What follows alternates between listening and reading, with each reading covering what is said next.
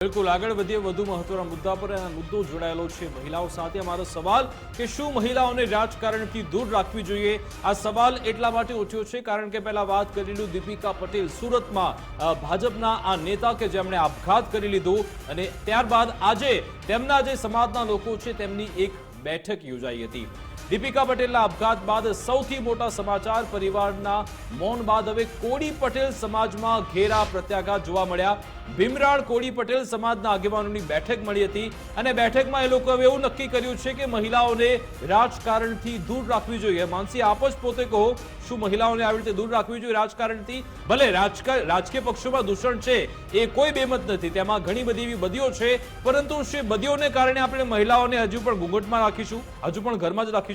બિલકુલ નહીં વિકાસ, કારણ કે આજની નારી મહિલાઓ સશક્ત છે, ઇન્ડિપેન્ડન્ટ છે, જે ધારે કરી શકે છે। ન ફક્ત આજ, પરંતુ ભારત જ્યારથી આઝાદ થયો ત્યારથી નારી શક્તિની એક અલગ જ ઓળખ છે। આપણે જોવા જઈએ, ઇન્દિરા ગાંધીનો દાખલો લઈ લઈએ કે પ્રિયંકા ગાંધીનો દાખલો લઈ લઈએ, અત્યારે આનંદીબેન પટેલ જે મુખ્યમંત્રી રહી ચૂક્યા છે ગુજરાતના, તેમનો દાખલો લઈ લઈએ, આ બધા જ રાજકારણમાં છે। તો શું તેમને કોઈ તકલીફ નહીં પડી હોય?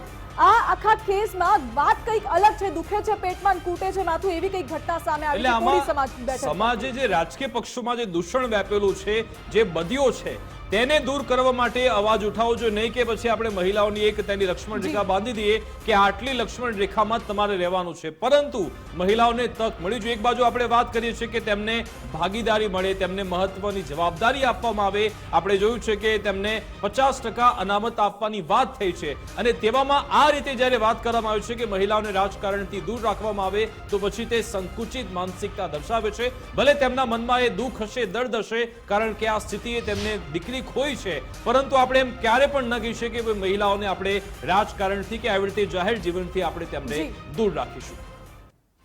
તમારી વિશેષ રજૂઆત મુદ્દાની વાત અંતર્ગત બસ આટલું જ। આપ જોતા રહો ગુજરાત ફર્સ્ટ ન્યૂઝ। નમસ્કાર।